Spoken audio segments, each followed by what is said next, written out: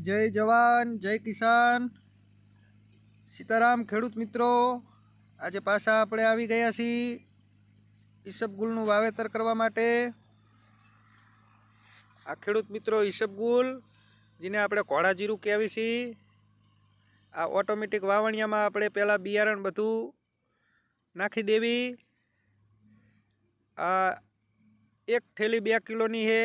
6 વીઘાનું ઈસબગુલ વાવવાનું હોય એટલે આપણે 700-800 ગ્રામની ગણતરી રાખવાની।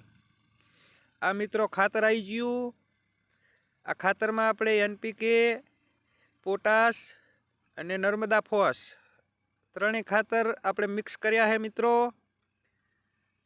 5 થેલા ટોટલ છે। 2 નર્મદા ફોસ, 2 એનપીકે અને 1 પોટાશ।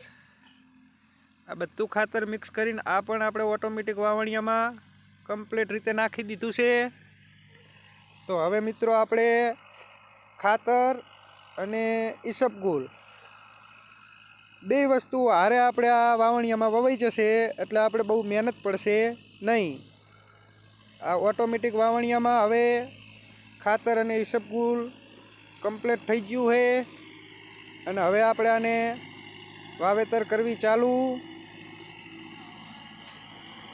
આ ખેડૂત મિત્રો ઓટોમેટિક જ બધું ખાતર અને જીરું વવાશે।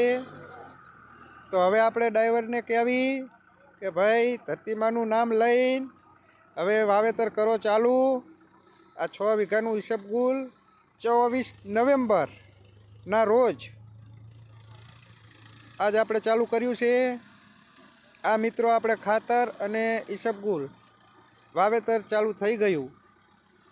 હવે આમાં મિત્રો કાલે આપણે હવે પાછી પીત બાંધવા માટે નેકું નાખશું અને મસ્ત નાના નાના ચારા બનાવશું। એનો વિડીયો કાલ હું પાછો મૂકીશ। તો દરેક ખેડૂત મિત્રો આ વિડીયો જુઓ અને લાઈક આપો। સીતારામ।